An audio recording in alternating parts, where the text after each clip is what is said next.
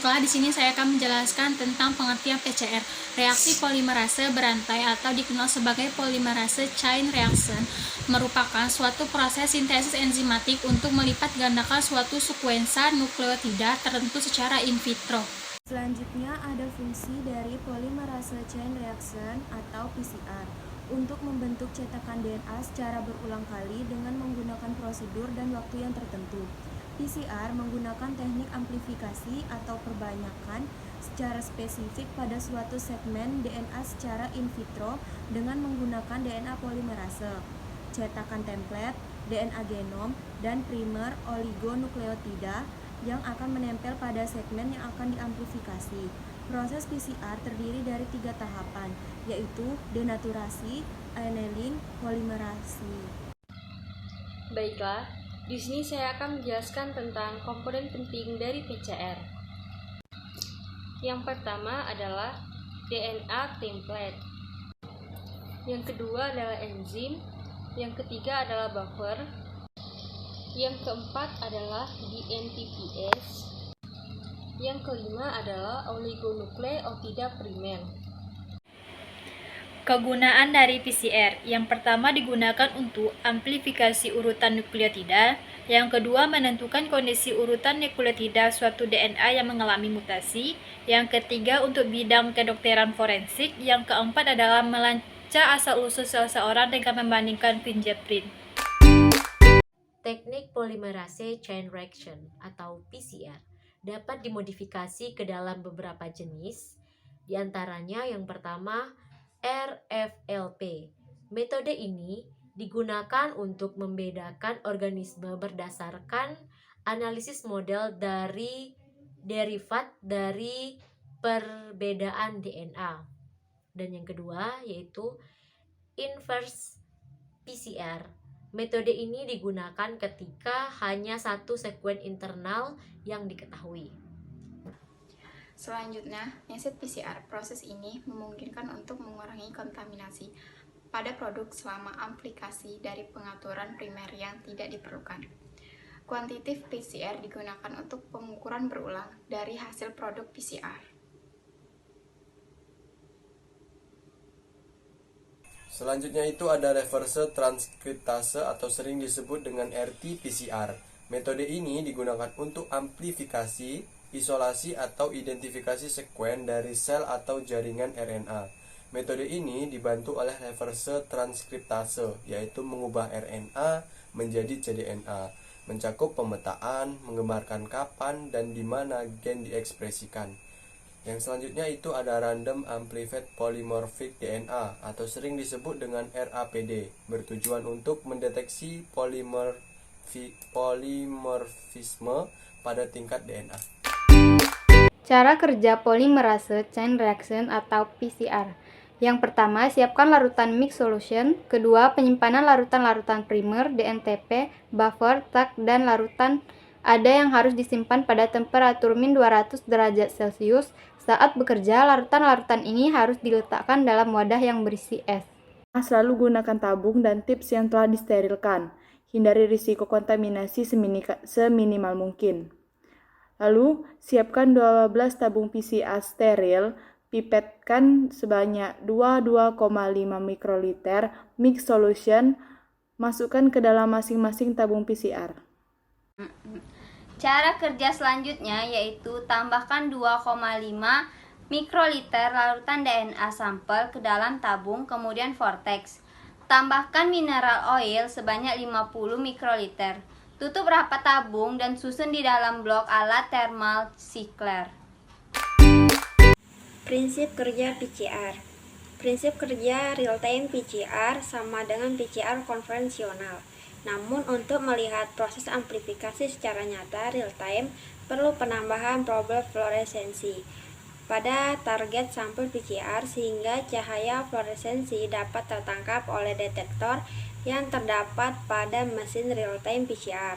Oleh karena itu, jika jumlah salinan gen meningkat selama reaksi, fluoresensi juga akan meningkat, yang mana menunjukkan kemampuan pada reaksi PCR. Hasil reaksi PCR menggunakan singkatan PCR dilihat berupa kurva eksponensial pada software komputer di mana kurva Y menunjukkan jumlah cahaya fluoresens yang tertangkap, sedangkan kurva X menunjukkan jumlah siklus PCR yang berlangsung. Menjelaskan tentang prosedur penggunaan PCR di lab bioteknologi Universitas Muhammadiyah Malang, khususnya di lab molekulernya. Oke, yang pertama kita mengambil dulu bahan-bahan yang perlu disiapkan. Pertama kita ambil dari kulkas ya, karena ini penting membuat bahan-bahan ini agar tidak rusak karena suhu ruangan.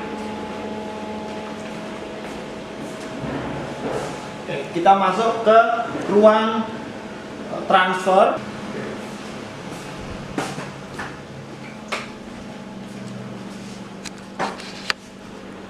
Oke, di sini saya perkenalkan dulu beberapa bahan yang perlu disiapkan. Pertama adalah sampel DNA hasil isolasi.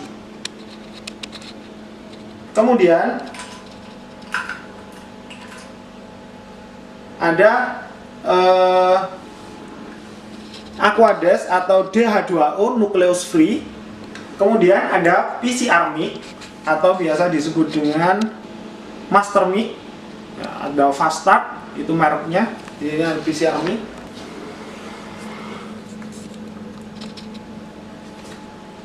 Alat-alat yang kita gunakan dalam proses PCR, yang pertama adalah mesin PCR itu sendiri. Ya, jadi ada dua macam mesin PCR, yang ini yang konvensional dan ada yang real time PCR. Yang kita pakai yang konvensional. Kemudian ada tube. Tube untuk PCR itu ada dua macam, yang mikrotube ada dengan ukuran 250 microlight, dan yang lebih besar lagi ada yang 500 microlight. Kita pakai yang 250 microlight. Kemudian ada mikropipet. Mikropipet kita pakai yang ukuran 0,5 sampai 10 microlight. 0,5 sampai 10 microlight dan 10 sampai 100 microlight. Selain itu, karena kita pakai mikropipet, maka kita perlu yang namanya tip. Tip yang ukuran 100 microlight yang warnanya kuning biasanya, atau warna putih, warna kuning, cuma ukurannya 100 microlight dan 10 microlight. Sekarang tahapan dalam mencampurkan bahan-bahan untuk PCR. Kita ambil satu tip.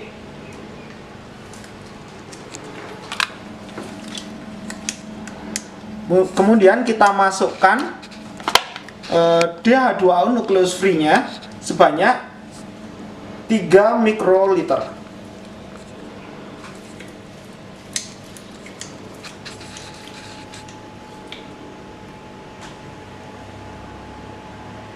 Skalanya kita setting 3 mikroliter.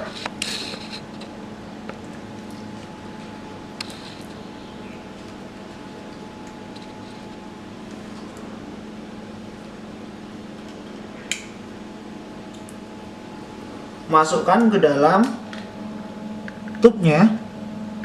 Oke, selesai. Kita buang tipnya.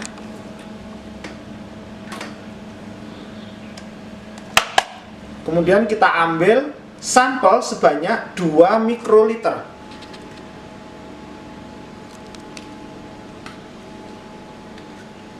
Masukkan ke dalam tubnya.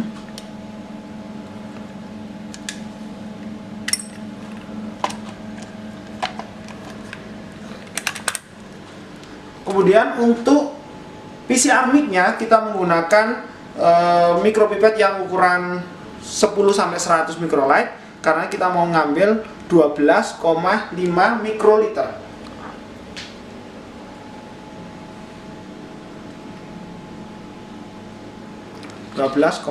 mikroliter.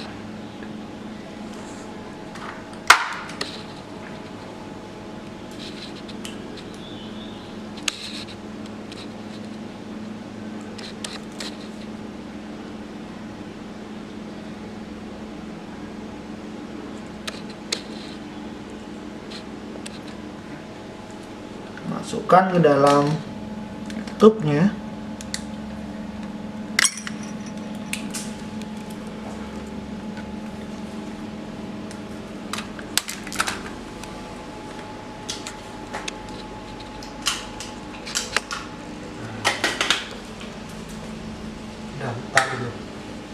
Kemudian bahan selanjutnya adalah primer. Nah, primer ini adalah DNA, potongan DNA untuk mendeteksi gen tertentu.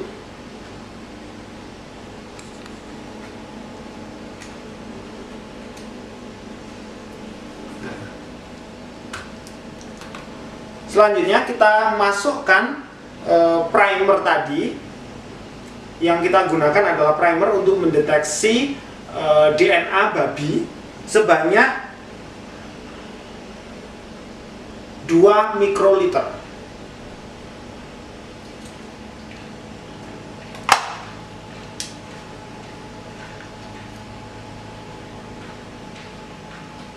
Ya, 2 mikroliter.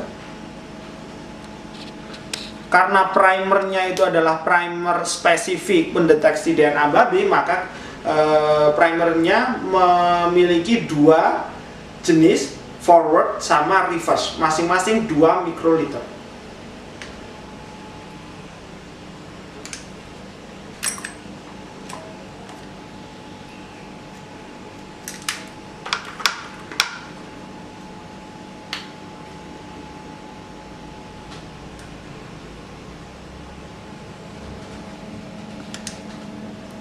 Bahan masuk ke dalam tube, kita akan homogenisasi. Sebentar saja. Homogenisasi sebentar. Oke, cukup. Kemudian bahan yang sudah dihomogenkan kita masukkan ke dalam mesin PCR. Oke, kita tutup. Kita putar dan kita nyalakan mesin PCR-nya. Kita tunggu beberapa detik sampai alat ini ready.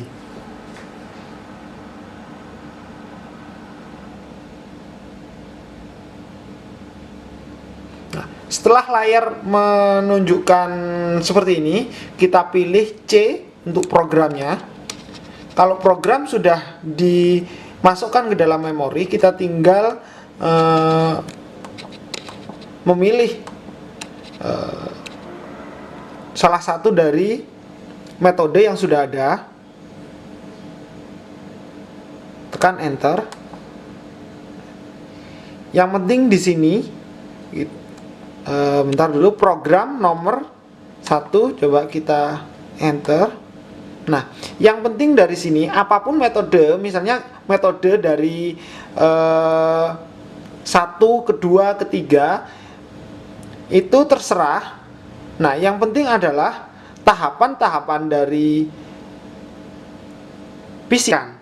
Pertama, ini adalah pre-denaturasinya, ya, kita setting. Kemudian denaturasinya kita setting, biasanya sama 94 atau 95 derajat Celcius. Kemudian suhu annealingnya, suhu annealingnya adalah suhu spesifik. Tiap primer memiliki suhu annealing yang spesifik atau tersendiri. Kemudian ada elongasi atau extension dan post extension. Nah, ini harus kita setting terlebih dahulu sesuai dengan metode yang kita punya.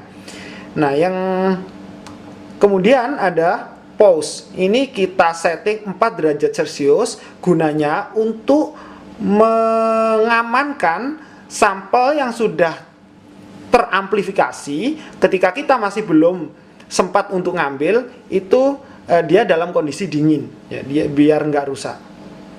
Untuk settingan berapa kali kita mengamplifikasinya, kita setting di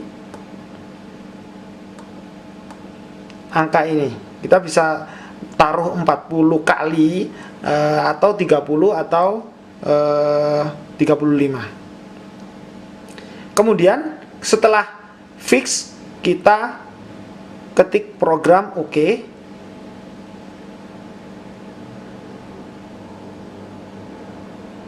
Kemudian klik B untuk start, enter, dan kita klik start.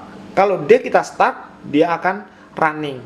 Nanti akan berhenti sesuai dengan waktu yang dibutuhkan. Jika proses PCR sudah berjalan sampai akhir, ya, maka kita bisa mengambil bahannya, kita quit dulu, kita matikan power supply-nya.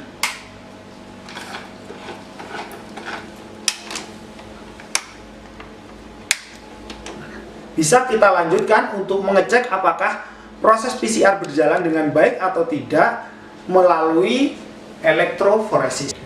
Demikian proses PCR yang bisa saya jelaskan. Terima kasih. Wassalamualaikum warahmatullahi wabarakatuh.